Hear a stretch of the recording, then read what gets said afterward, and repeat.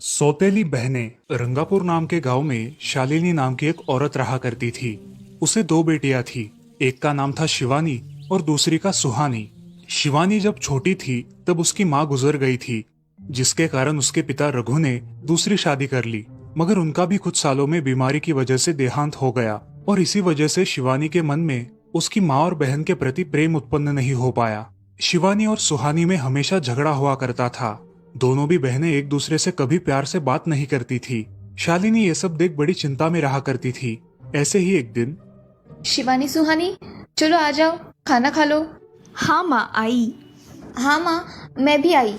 ऐसा कहकर दोनों बेटियां वहां आ जाती है और देखती है तो उनकी माँ ने उन दोनों के लिए गाजर का हलवा बनाया था। वो देख सुहानी और शिवानी बहुत खुश हो जाती है। माँ, तुमने ये हलवा मेरे लिए बनाया है? मुझे बहुत पसंद है। मुझे पता है कि मेरी दोनों बेटियों को हलवा कितना पसंद है, इसीलिए तो मैंने तुम दोनों के लिए हलवा बनाया है। और मेरे लिए माँ?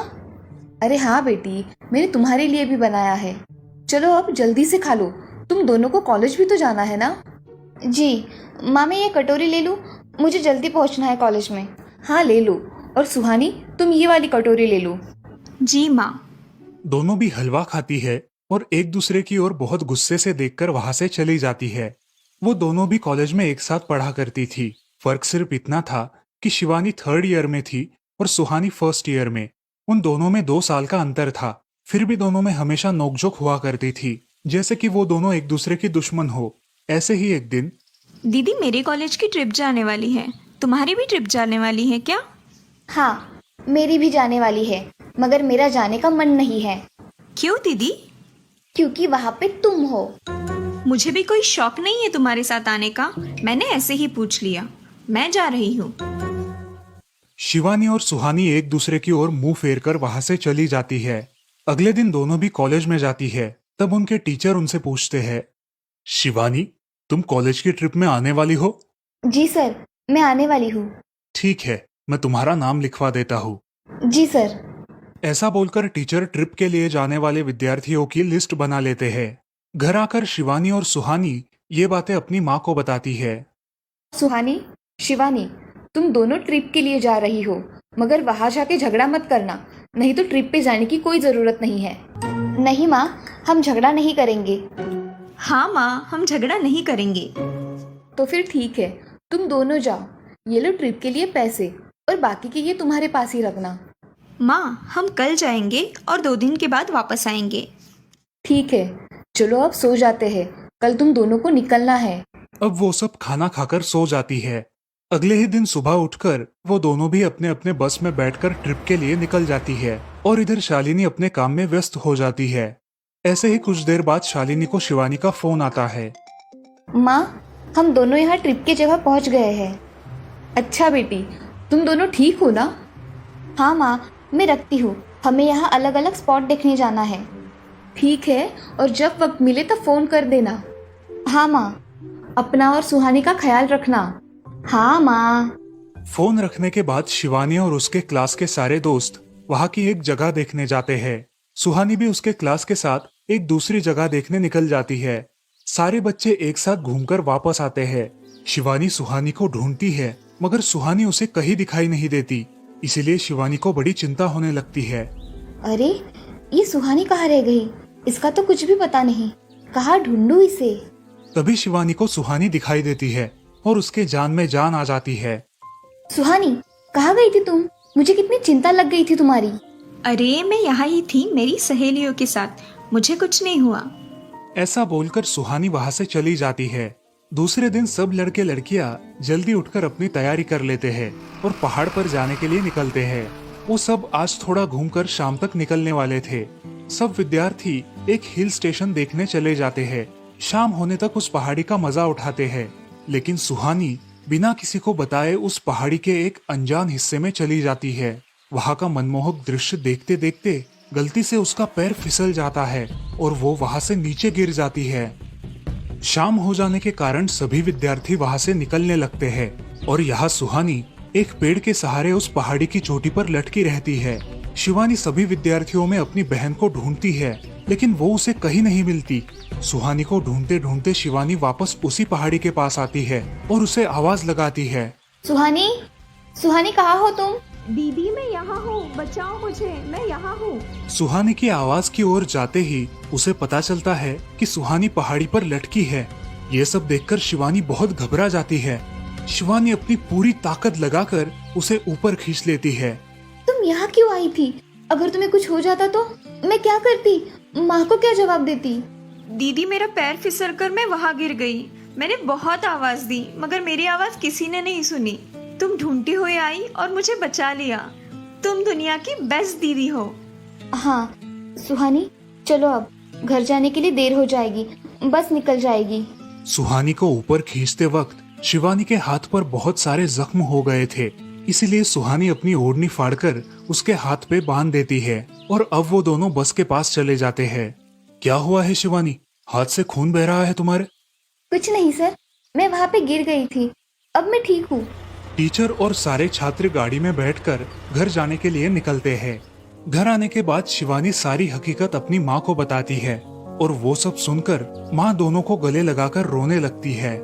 तुम दोनों एक दूसरे के साथ होते हो इसीलिए मुझे कोई टेंशन नहीं रहता, मगर मेरी बच्चियों खुद का भी ख्याल रखा करो। उस दिन के बाद दोनों सौतेली बहनों ने अपने बीच की सब नोकझोंक बंद कर दी और हंसी खुशी सगी बहनों की तरह रहने लगी। दोस्तों, इस कहानी से हमें ये सीख मिलती है कि हम सबको एक दूसरे के प्रति द्वेष की भावनाएं छोड़कर प्यार से रहना चाहिए। चंदनपुर नाम के गांव में चंपा नाम की एक औरत रहती थी। पति, 2 बच्चे और एक बेटी, ऐसा उनका पूरा परिवार था। उसका पति श्रीधर पोस्ट ऑफिस में जॉब करता था। उसके कमाई से ही घर चलता था। चंपा ने अपने घर के सामने एक छोटी सी दुकान खोल के रखी थी। उससे उसे जो भी मुनाफा होता वो अपनी बेटी की शादी के लिए जमा करके रखती। ऐसे ही बहुत दिन बीत जाते हैं। अब बच्चे भी बड़े हो जाते हैं। बड़ा बेटा अशोक डॉक्टर और छोटा बेटा रवि वकील बन जाता है और दोनों अपनी ट्रेनिंग पूरी करने लगते हैं। एक दिन उनकी बहन ज्योति के लिए एक अच्छा रिश्ता आता है और ज्योति की शादी पड़ोस के गांव के सरपंच जी के बेटे से हो जाती है। ज्योति बहुत ही कामचोर और गुस्सा करने वाली होती है। इसी कारण उसके ससुराल से उसे निकाल दिया जाता है। वो अपने पति को लेकर अपने मायके रहने आती है। अब चंपा का जमाई दुकान चलाता है और चंपा और ज्योति आराम से वहाँ रहती है। अरे ज्योति, जरा अपने कामचोर पति को कुछ काम करना क्यों नहीं सिखाती हो? कुछ काम का नहीं है वो। अरे हाँ माँ, उनके पिताजी ने तो उन्हें ही घर से निकाल दिया और हमारे माथे मर दिया। जाने दो, पति है। माँ और बेटी इसी तरह तानेबाजी करती रहती। अब बड़े बेटे अशोक की शादी उन्हीं के गांव के एक लड़की से करा दी गई, लेकिन उस लड़की से भी चंपा बहुत काम करवाती और वो बेचारी सासू माँ का आदर करके सब काम चुपचाप करती थी। एक दिन वो काम करके थक गई और एक जगह पर बैठ गई। ए कामचोर कमला, इतना सारा काम पड़ा है घर में, क्या वो तुम्हारा बाप आके करेगा? चलो उठ, काम कर। हाँ हाँ माँ जी, करती हूँ। ऐसा कह के कमला अपने काम पर लग जाती है और सारा काम खत्म कर देती है। चंपा अपने बेटे अशोक से घर आने के बाद चुगलियां किया करती थी। अशोक घर आकर कमला को बहुत भला बुरा कहता और कभी कभी तो उस पर हाथ भी उठाया करता था। ये सब रवि देखा करता था और रवि को बहुत बुरा लगता था। अशोक मारने आता तो रवि बीच में पड़ जाता और माँ बाप को डांटता था और वही झगड़ा खत्म हो जाता था। ऐसा बहुत दिन चलता रहा। रवि को रंजना नाम की एक लड़की बहुत पसंद थी, जो कि एक न्यूज रिपोर्टर थी। क्या तुम मुझसे शादी करोगी? मुझे तुम बहुत पसंद हो। हाँ, मगर रवि, तुम्हारे घर में तुम्हारी माँ का बर्ताव मुझे बिल्कुल पसंद नहीं है, इसीलिए पहले तुम इसका कोई हल निकालो। अरे रंजना, मैं हूँ ना तुम्हारे साथ, तुम्हें टेंशन की क्या बात है? मगर रवि, तुम भी अगर मुझे मारने पीटने लगे तो मैं तुम्हें कोर्ट में खींचूंगी। अरे हाँ बिल्कुल, वो तो तुम्हारा अधिकार है। अगले दिन रवि अपने घर में रंजना के बारे में बताता है। रवि की माँ चंपा उसे साफ मना कर देती है। रवि, तुम्हें कुछ समझ आता है या नहीं? अपनी बिरादरी की लड़की से शादी करो बेटा। इस घर में ये आखिरी शादी है और मेरे भी कुछ अरमान है बेटा। अजय, आप कुछ कहते क्यों नहीं? हाँ बेटा, तुम्हारी माँ सही कह रही है, तुम इसकी बात मान जाओ बेटा। नहीं पापा, मैं शादी करूंगा तो सिर्फ रंजना से, वरना मैं शादी नहीं करूंगा।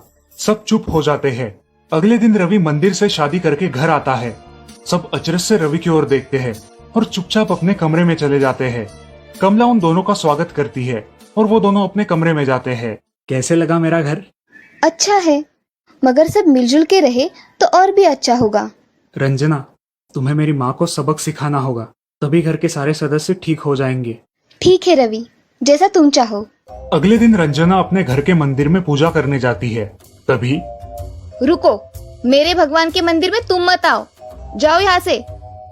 ये कहकर सास रंजना को वहां से भगा देती है और घर के किसी भी काम को करने से मना कर देती है। तब क्या माँ जी, आज से मैं इस घर की बहू हूँ। इस घर पे मेरा भी उतना ही अधिकार है जितना कि आपका। क्या बोल क्या रही हो? निकल जाओ मेरे घर से। खबरदार अगर हाथ भी लगाया तो। पता है ना, मैं न्यूज रिपोर्टर हूँ। रातों रात खबर छाप दूंगी और कोर्ट के चक्कर लगेंगे वो अलग, समझिए आप। सास चुपचाप देखने लगी और उसकी बेटी और ससुर भी देखते ही रह गए। रंजना ने कमला से कहा, दीदी, मुझे आपसे काम है, आप मेरे कमरे में आइए। और हाँ, आज से खाना ज्योति दीदी आप बनाएंगी। अरे माँ, तुम कुछ बोल क्यों नहीं रही हो? ये मुझे काम करने को बोल रही है।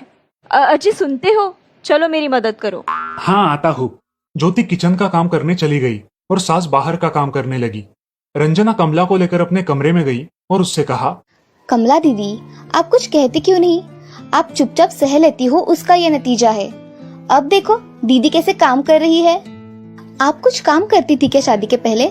नहीं रंजना, मगर अब घर से ही अपना खुद का कुछ व्यवसाय शुरू करने का सोच रही हूँ। बहुत अच्छे दीदी, अब आप किसी से मत डरिए, हम हैं आपके साथ। सच में किसी के साथ होने का कितना महत्व होता है। अब उसकी सासू माँ ही घर के सारे काम करने लगी थी और ज्योति को काम करवाने की वजह से ज्योति भी अपने ससुराल जाने की सोच रही थी। अजी, यहाँ तो काम वाली से भी ज्यादा बुरी हालत हमारी हो गई है। चलो हम हमारे घर चलते हैं, सब है हमारे यहाँ। अरे रे, आप कहाँ चली? अभी भी काम बाकी है। ज्योति का पति रंजना से धन्यवाद कहता है और ज्योति को लेकर अपने घर चला जाता है। अब सासू माँ एक दिन पूरा काम करके इतना थक जाती है कि उसके बदन में बहुत दर्द होने लगता है। तब दोनों बहू सास के पास चली आती है और एक बहू सास के पैर दबाती है तो दूसरी बहू सर दबाती है।